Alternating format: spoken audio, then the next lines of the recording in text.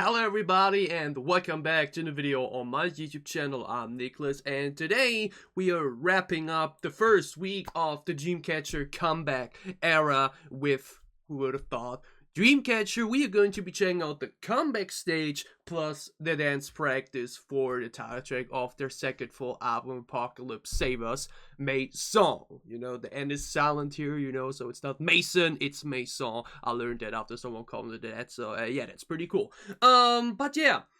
First of all, this video is coming a bit late today because, well, given that I had my first work shift yesterday after being out of action basically for 2 weeks due to COVID, my sleep rhythm is it's down there. Okay, my sleep rhythm is absolutely messed over again. So yeah, that's why I just now woke up like an hour ago. So and that's why I'm just now getting to recording. But whatever, we're doing the video nonetheless. Before we fully get into it though, which like mentioned the comeback stage dance practice, you know, we've checked out I think all the comeback stages for all their title tracks beforehand. I think a few dance practices are still here to do, but this time around we just do both of it together. Also because I didn't want to do the comeback stage straight away due to having issues with Mnet copyright just a few days ago, which was really unfortunate. So let's hope here it works out well. Before we now get into this still, I unfortunately have to do a rant. If you do not want to hear that and just want to get to the reaction, I guess you can skip to that part. But I really gotta address something here before and that I think is really important because it really disappointed me, and it really, I wouldn't say really made me upset, but I felt a bit lied to, if I can say it like that, because well, yeah, one of the things that I so positively complimented so much throughout the album reaction and just the music video reaction in general was the entire fact how the title track especially is talking and making awareness of climate change and how many things are destroying our homes in the jungle, the ocean, the polar, the desert, all around the world. You know, it's a very well,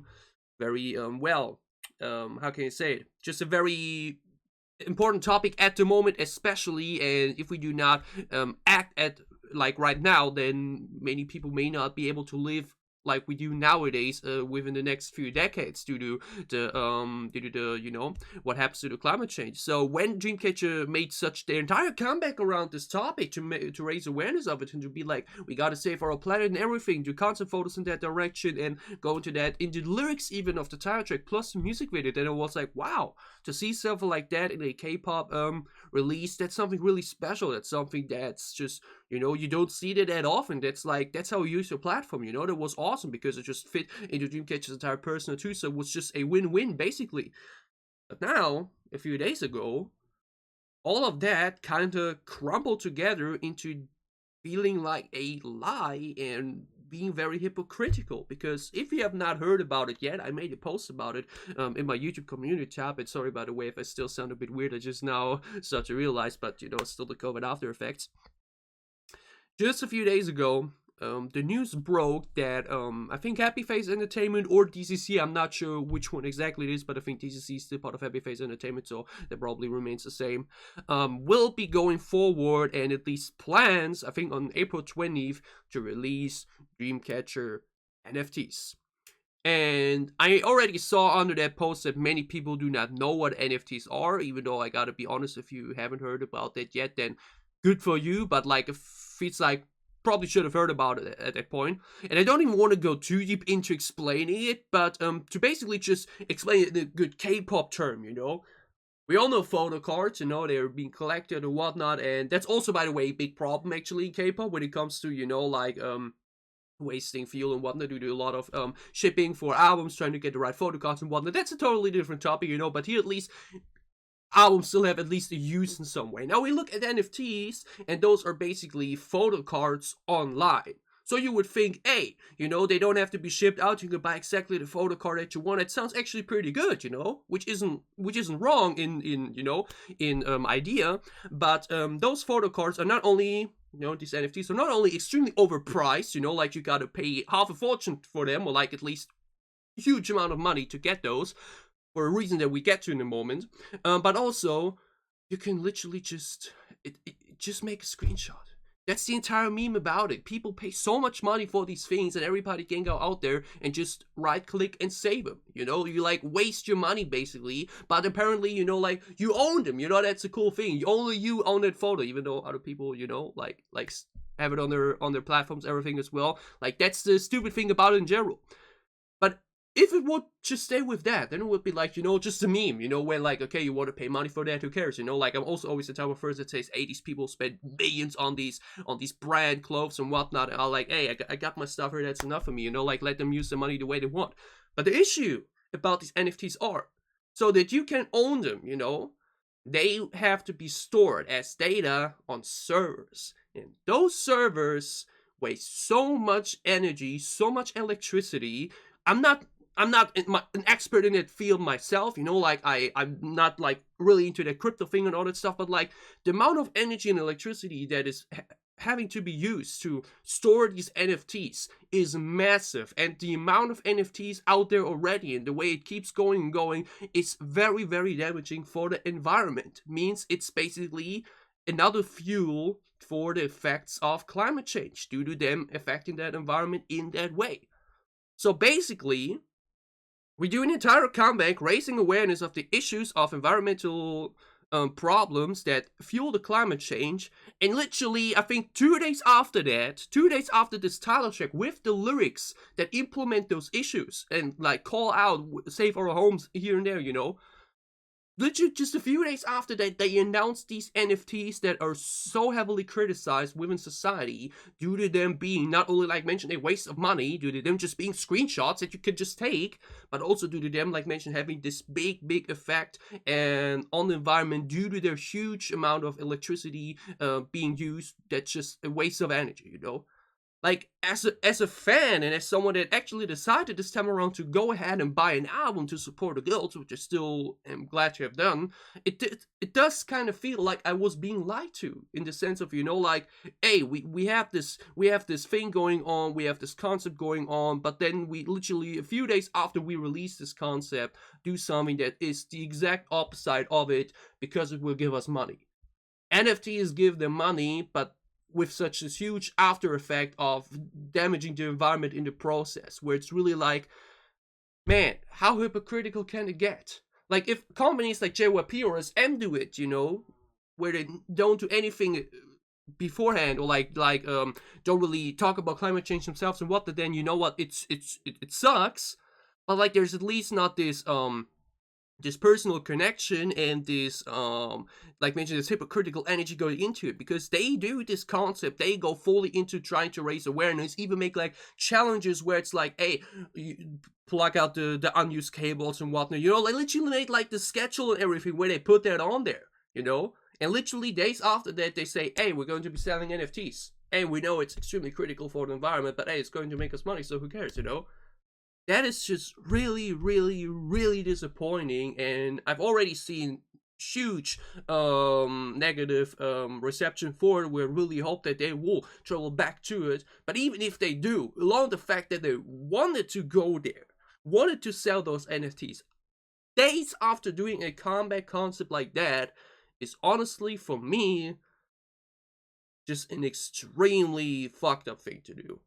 Seriously, like, NFTs are being done everywhere at the moment. It's such a very, very unfortunate thing that the companies who, you know, they all want to do money. So, but it's like this new form of making money that's just even more critical than before, because it hurts the environment that much in these towns at the moment, where it's such a permanent topic at the moment. It's such an what is the name for it, man? Like this current topic, you know. So seeing them go into this direction and go ahead and want to sell NFTs, especially after doing a comic concept like that, is extremely disappointing, and just, I don't know, really put this entire comic now for me into kind of a bad light. Like, it really leaves now a bad taste in my mouth to be like, hey, I positively talked about the soul so much, and at the end of the day, like, you know, it's cool that it raised awareness in that sense, but like, it really doesn't, it apparently didn't really mean it. Like, we can't talk about the girls in that sense because they have no effect on that, you know, they don't make these business decisions, but they immediately will be put into the conversation where they go like, hey, look at these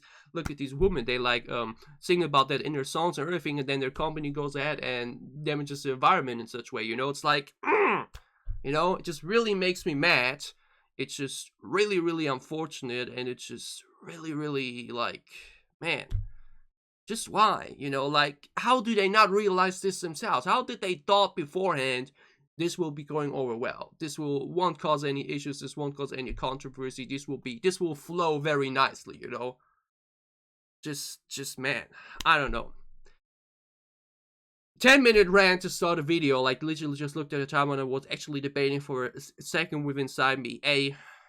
Do I want to just close the recording now and just redo it again and leave that out and leave it in the comments? But I honestly think this is an important topic to address, which is why I'll leave it in. I will even put it in the thumbnail, in the title and everything, because I think this is a topic that needs to be called out.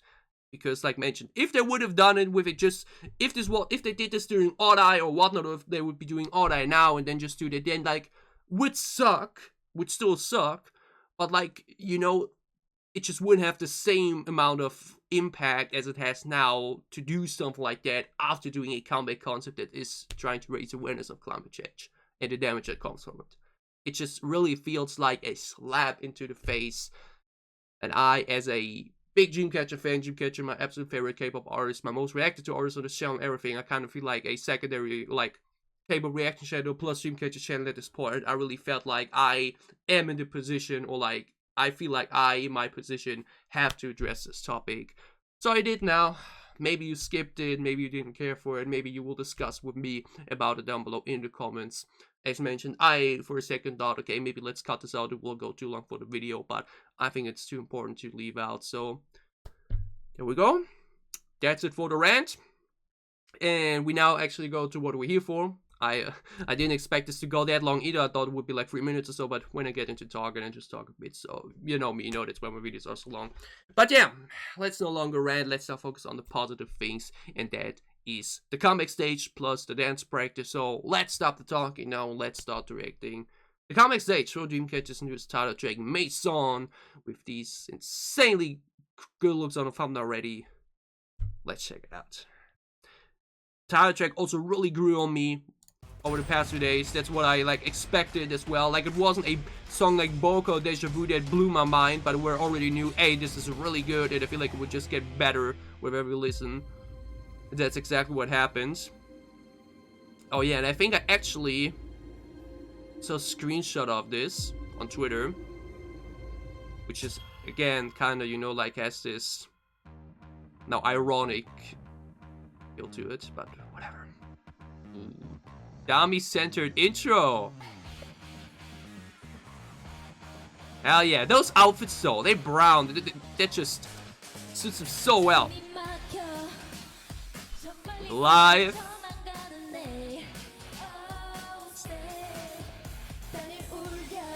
Yuhyun Sero. Yuhyun these past few days, like, damn. Seriously. Shion Sero too though. The styling this era has been Shion's live book, so I still want that Shion live album. It sounds so good live, man.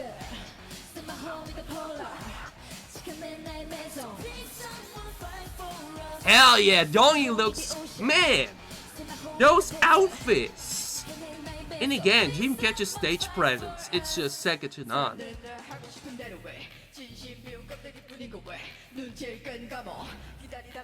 Her voice! Hell yeah.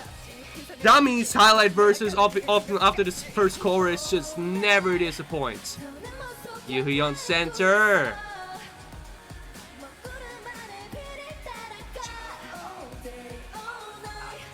You see, this song is catchy, man. What? Dummy's voice too. Did you hear that? Shion's pronunciation too. This song has so many cool moments actually. And like mentioned, just keeps getting better and better with every listen. Sewer energy, hell yeah. Gee, sounds also so good. Jelly, this finale here is just so good.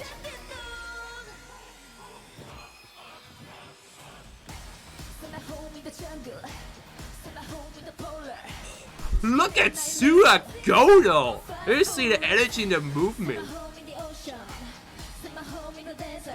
Hell yeah. Hadongi's red hair is comeback, man. See on vocals.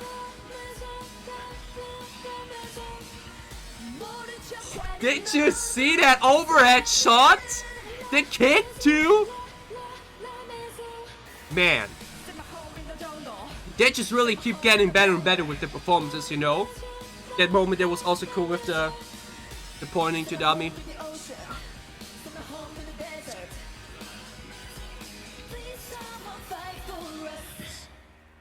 Hell freaking yeah. Oh man, that the donkey fairy too.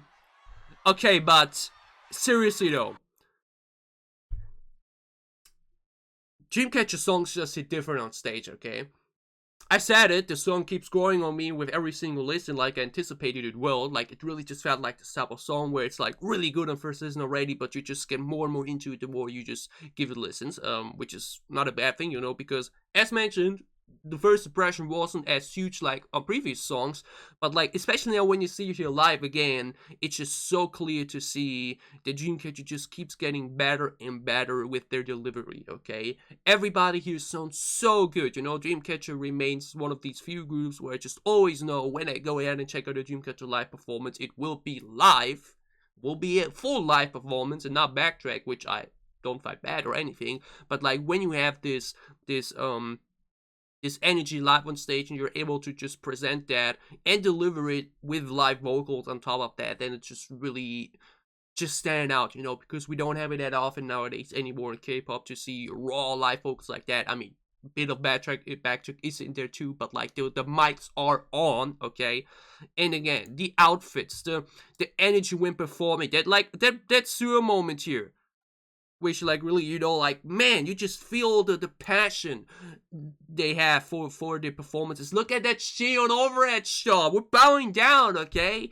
Man, so much good stuff in this choreo again. Everybody looked insane. Like the brown outfits here are just killer, okay? The hairstyles and everything. Everybody just looks like money. That's also once again this thing that I just love so much about Dreamcatcher. Why they are one of my favorite artists and my favorite artists. Everybody stands out, okay?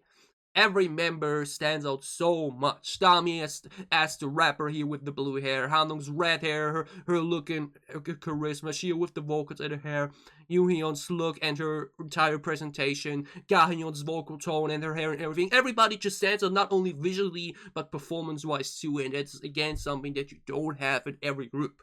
Especially for groups that go from like 7 to 12 members or so, I still find myself having issues to say like, oh yeah, that member stood out in that performance or what, or where it's mostly like, hey, only those 3 or so stood out here. By Dreamcatcher, everybody stands out every single performance. They always give it their all. They always have the passion and the fire to make their live performances a must-see thing.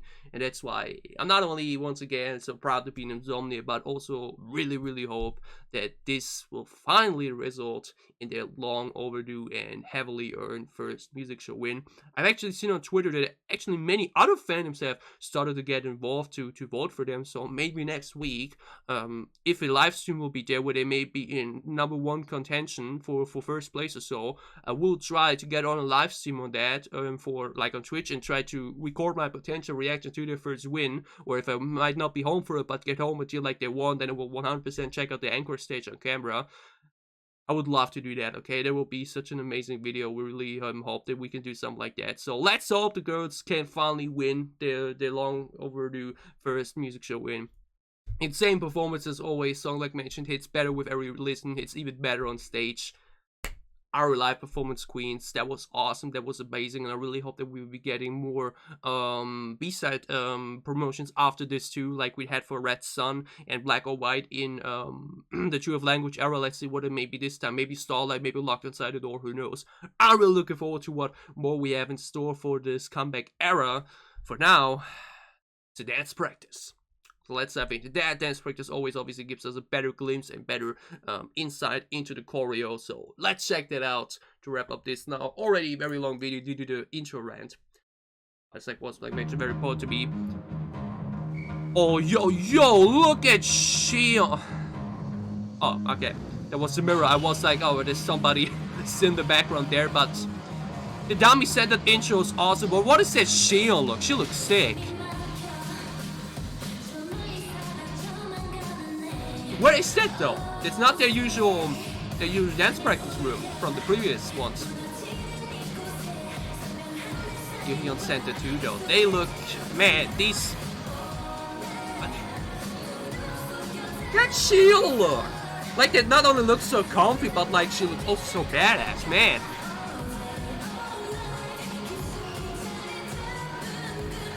Break your habit now.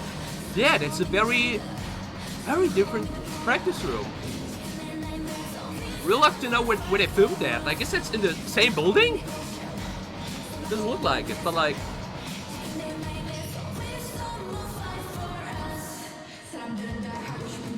Dummy Center. Again, it's a very classic Dreamcatcher thing to have dummy after the first chorus, and man, it's always the highlights. But look at her though. These dance practice outfits every single time. It's man. Ooh. Then here this little trio moment with Shion, Ji, and Yuyeon. Awesome. Again, no, Hanong's red hair is just so iconic.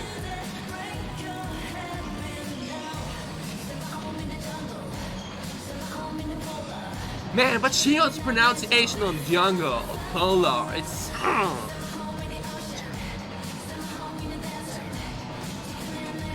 Such a badass thing, you don't know, because it just goes into that house scheme. It's great. And a lot of ground movement involved this time. I think they were actually quite tired after those performances and said that the choreo would be, so I see why.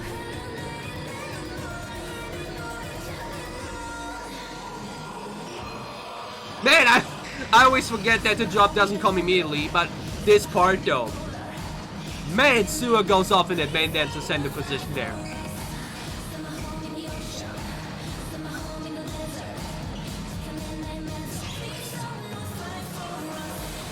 Hell yeah.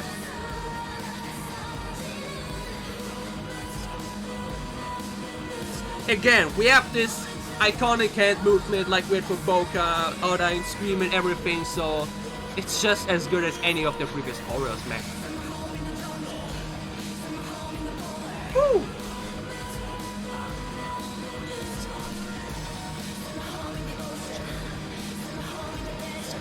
It's such a catchy song, man.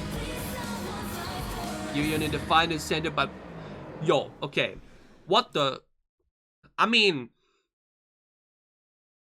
like, I feel like that shot at the end just really showed it off for the first time throughout the video, but like, man, what the hell is like, Kim, calm down, okay? Because again, I said it a bit throughout though, and already throughout the past 2 days, I think, for doing the other Dreamcatcher reactions. I think I was never this close before to considering one of the girls my bias, because I was still always in that position where I'm like I said before, in the comic stage reaction, everybody stands out, everybody is just always that prominent and strong, where it was always hard for me to tell, like, okay, she's my bias. Like, I was able to always do that for every other group, so in Charlie, Yechin, Etsy, and Itzy, Jihyun, Twice, and all that stuff, you know, but like, it was never the case with Dreamcatcher.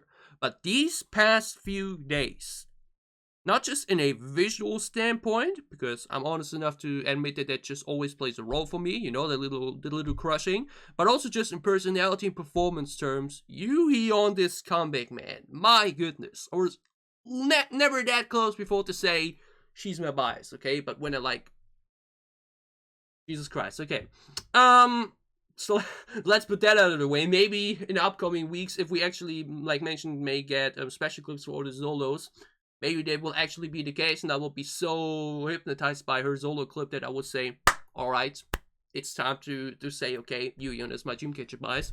We will see how the comeback era will process, basically, in that sense, to see if that would be the case, or if I might just get bias wrecked by everybody else, as always. We will see about that. But, like, what the hell, actually? What the... Man. But yeah, the choreo, because that's what we're actually here for, and not be simping as always. It's just so strong like the previous ones, because the thing is, every Dreamcatcher title track choreo always had these qualities in them that just really made them so entertaining to watch every single time. Because I'm the type of person that usually said, you know what, like when I watch a comeback stage or something, I usually don't find myself checking out performances after that again, because I'm like, no, it's the same choreo, you know. Like, that's why, like, I think I remember reading that, like, EXO had to perform the same song, like, 80 times or so throughout 1 year, and at that point, it was like, if there are actually fans out there that watch every single of those performances, then, like, I probably couldn't do that, because, which, like, maybe would just be the same thing over and over at one point. But, like, Dreamcatcher's choreos, and not like the choreos itself, but also just them as performances, keep that energy where you just can't get enough and you just always want to watch it over and over. And this choreo also features so many little things that you may miss on first watch and that you may just discover like 2-3 watches in. There are so many cool highlight moments here in between. Dami's solo spotlight is awesome, the Yuyeon section in the trio, then Hamnon coming in, the center switch up, that little dance break moment there at the end with Sue and center giving the main dancer energy that she obviously has given her role and whatnot. So much energy in there. We got the ground movement, we got this 6 shot here. It's like so many cool things in there as always that just stand out. Tier 3 in the middle, while 2 on the sides and whatnot. So much cool stuff that would just always be enjoyable to watch, no matter how many times you watch it. These dance practices, like mentioned, always give you a much better look into the choreo that way than the comeback stage with all the camera movements and whatnot. So much good stuff in this. So many cool moments in this choreo. We again have, like mentioned, this very awesome hand gesture like we had for Ada, Boca, and for Scream. So that's once again this highlight thing out there. So Dreamcatcher choreos just never disappoint. They were always fire. They were always highlights. And this dance practice, not only due to the outfits, but due to the choreo itself, another highlight. Extremely sick, very entertaining to watch as always. And yeah, I had a lot of fun with the comic stage and with the dance practice. I had a lot of fun with that. Enjoyed a lot of you guys enjoyed my reactions. If you did, glad you liked them below to show me that you did. What are your thoughts on the comic stage plus a dance video / dance practice for Dreamcatcher MAISON? Tell me all thoughts about it all in the comments as well. Especially discuss with me what I ranted about in the opening of the video. And other than that, yeah, we have a lot of other great stuff coming up. So whatever content you may be interested in. Oh no, I think I skipped the part there, which is also obviously for the support, please leave a subscribe or support my Patreon, blah blah blah. You know, always saying the same thing anyway. So yeah, we will definitely be doing more Dreamcatcher the upcoming days. We gotta leave up for a surprise what we may be getting, maybe more special clips, maybe more performances, who knows. We will see what we will be getting, and other than that, we have obviously a lot of other great K-pop content coming up. So whatever content you may be interested in, whatever content you may want to in for, obviously again soon on the channel. Stay safe, have been happy, have a great time, have a great remaining Sunday and start into the weekend. See you again. So with for Dreamcatcher or K-pop reactions. Thank you for watching.